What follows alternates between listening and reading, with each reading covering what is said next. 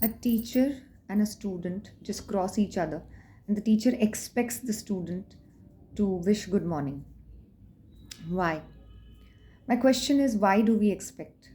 Because we assume certain things. This should happen. This should be like this. It need not be like that. Not necessarily that a student may wish the teacher. And at that point of time, the teacher would feel that the student is arrogant. How easily we judge. He might not have noticed her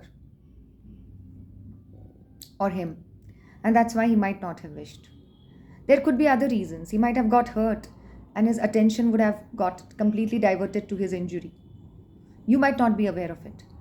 Without understanding the reason, how can you stereotype somebody? But we do it. We immediately go and gossip. Okay, he crossed, but he did not say hi. He did not wish me. She did not wish me. Why do we expect that we need to be wished? That we need to be respected? That we need to be attended very cordially, in a very courteous manner? Why do we expect that from people?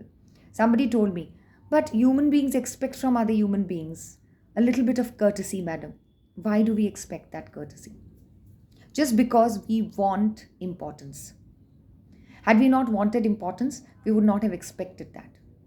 I'm not saying expectations are bad, but expectations must not lead us towards stereotyping people. Then it is bad. If somebody does not behave according to your expectations and you typify that person as bad, if somebody behaves according to your expectations, you typify that person as good, that is also wrong. My teacher taught me there's nobody who is absolutely good and absolutely bad. And now, the set of experiences that I have had in my life, wherein I have changed opinions in fractions of seconds about people.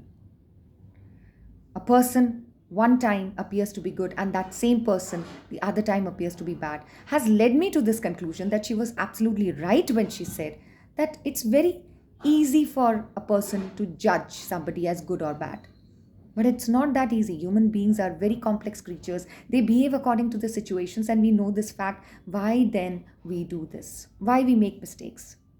If somebody behaves very cordially, does that mean that that person is really good at heart? Then I would say that our vision is very myopic. We are very limited in our judgments.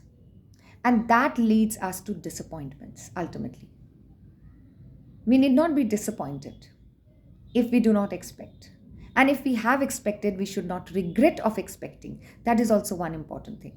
Okay, we expected as human beings, but it did not turn out to be so. So what? But we stereotype the person as bad. That is wrong.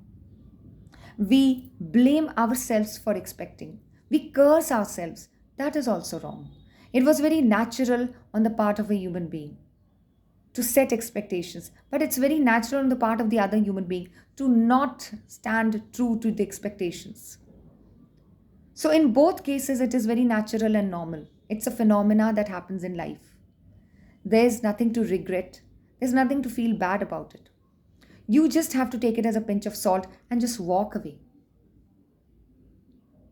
Everybody is not going to please us. We are not here to please everybody either. And you cannot please everybody. That is also a fact. And you need not please everybody. That is also another fact. So then, why do we want to assert ourselves, our identities in this world? We exist. We need to be noticed. We need to be taken very seriously. These are all selfish expectations. The moment we expect these things, we are becoming self centered. And that has led to a lot of sorrow in our lives. That sorrow arises from the fact that we expect, and we expect in the wrong manner. We just pour our own desires onto the other person, even on friends. And that's why the best of friends sometimes have to bid goodbye to each other, because those relations do not work, which are based on the notions of selfishness.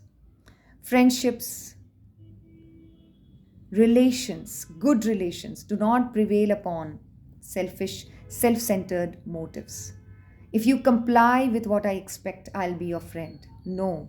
Even if you don't do what I expect you to do, I will still remain to be your friend because I know that every human being's choice is different. Every human being is not meant to behave according to our expectations and our choices in life.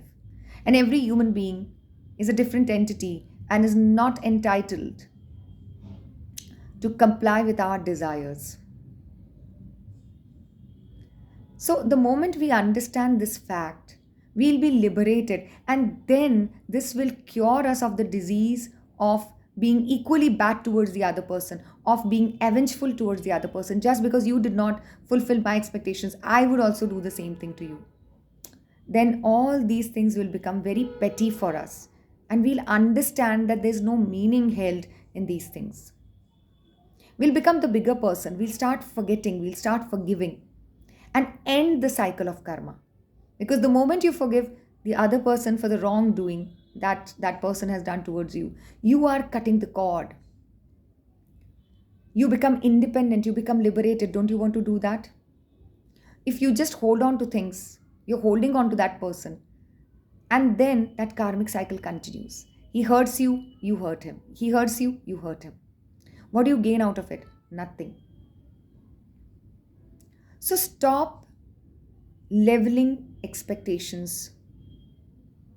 Stop thinking that people should behave in a particular way just because you have assumed that people should behave in that particular way. It's not at all required, folks. It will just bring you nothing but dolor. It will make you sad. It will discomfort you. And you will feel so horrible. You'll become almost a misanthrope doing this. All the values of philanthropy will be just receding into oblivion because you will feel that every human being is bad. Because no human being is obliged to fulfill your expectations in life.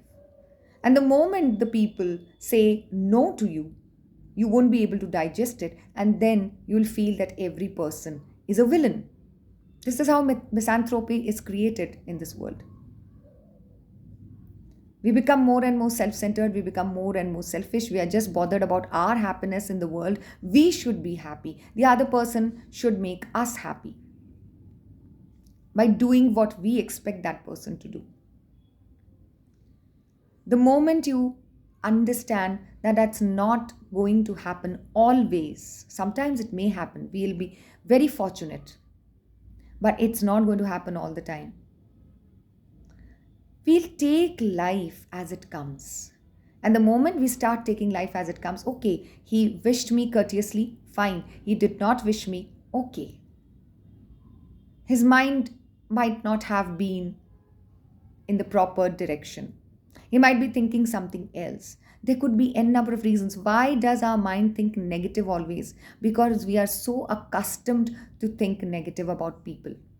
We cannot think good of others. We cannot think that if a person behaved in a negative manner with us, his mood might be off. If he's angry on us today, that means we might have made some mistake and we should make amends for that. It's always the other person's fault. Be a bigger person. Try to understand the position of the other person and then react. I think life would become really good. Life would become better. Better place to live for you and for me and for the entire humanity.